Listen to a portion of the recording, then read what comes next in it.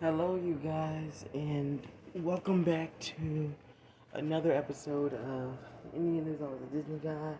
You guys already know what is up. It's not even new at this point. Like it really isn't even new. But if you don't know, well, guess what? Now you know. You know. So make sure you guys go check out DisneyGuy.com or .tk as usual. It really doesn't matter. But check out either one because they're the same sites. Exactly. So, like the exact same sites. So there's literally, it doesn't matter which site you choose. They're both the same.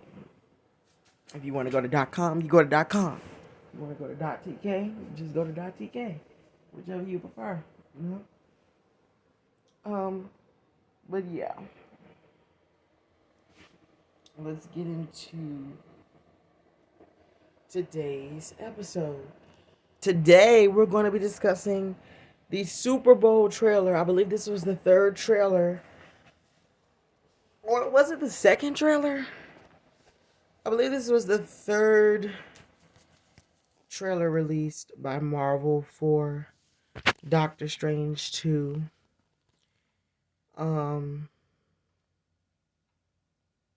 And it's going to be pretty huge. Pretty huge. You know, the last Doctor Strange movie came out in 2016, I believe. Yeah, and it's literally been, oh my gosh, you guys, it's been 6 years. Oh my gosh. Yeah, 16, 17, 18, 19, 20, 21, 20. It's been 6 years. What if the next one comes out in 6 more years? 2029, dang. That'd be funny. But no, the Super Bowl trailer was released, and there was one clip that was more deeper than the others. And I don't know if you guys seen it, the Super Bowl trailer, but it's pretty deep.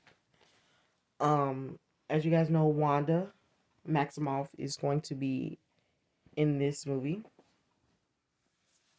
and an emotional scene was played during the trailer, and it was Wanda returning back to Westview just to get a glimpse of just, who basically just to travel back to the past, live in those memories. Because I'm not going to lie to y'all, WandaVision was the good old days. Like, I'm not even going to lie to y'all. WandaVision, it was the good old days back then. I'm just going to be straight up with y'all. It was that good. It was that good. It was that good. And it was that good. You know. So, I mean, I could never forget WandaVision. It's stuck in my head, in my brain. It's just stuck.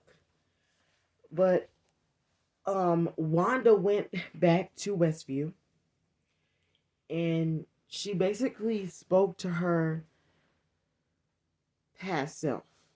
I'll say it like that. She spoke to her past self from Westview. And she talked to herself, basically, to her past self from Westview. And I don't know. I think she probably is trying to see if there's a way to connect to get through to her kids. Because even though the reality that she created is non-existing anymore, it doesn't mean that they're not in the universe now. So I don't know if you guys really know anything about the laws of, physics, or if you know anything about time and space. But when a reality is moved, or when any reality is branched open, because if you remember in Loki, WandaVision, what the event that took place in WandaVision was a Nexus event. It was never supposed to happen, but it did happen. And when it did happen, I'm just